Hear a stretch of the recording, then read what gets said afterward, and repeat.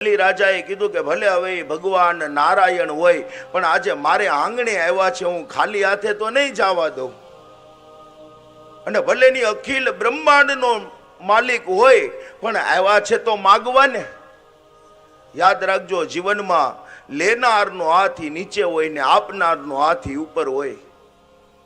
આજે જે માગે આપવું, આટલું કહી અને પાછા બલિ રાજા એ વામનની પાસે આવે, આવીને કહે કે તમે માગો. અને ત્યારે એ બ્રાહ્મણ એ બટુક કહેવા લાગ્યા કે મારે આમ તો બીજું કઈ જોતું નથી,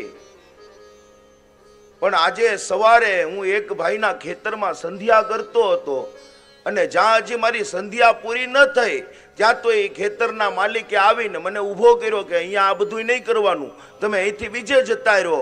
એટલે મારી સંધ્યા અધૂરી રહી ગઈ. બસ મને 3 ડગલા જમીન જોઈએ છે. રાજા બલિ કહેવા લાગ્યા કે આમ તમે દેખાવમાં તો નાના છો પણ આ તમારી બુદ્ધિ બહુ નાની છે.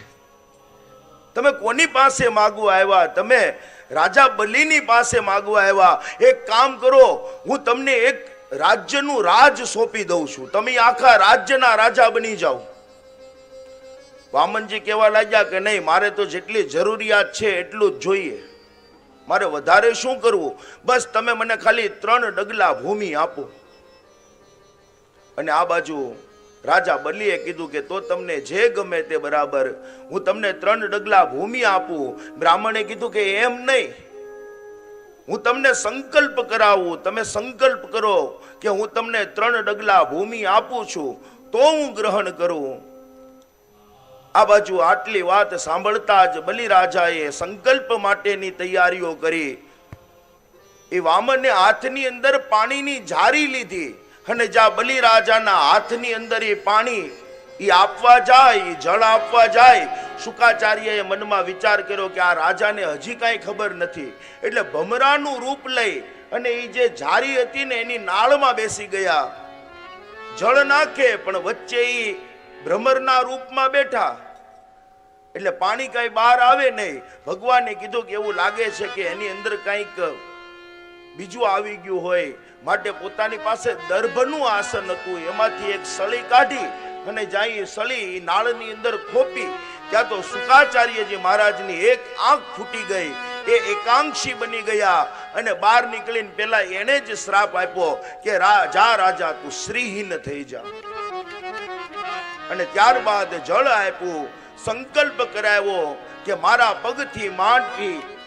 પગથી માપીને 3 ડગલા ભૂમિ એ આ રાજા મને આપે છે. જ્યાં સંકલ્પનું જળ નીચે છૂટ્યું અને એ બ્રાહ્મણના એ નાના બટુકે એ વામને 3 ડગલા માપવાની તૈયારી કરી. જોત જોતામાં એને વામનમાંથી વિરાટ સ્વરૂપ ધારણ કર્યું. પોતાનું પેલું ચરણ મૂક્યું, જ્યાં તો નીચેના 7 લોક મપાઈ ગયા.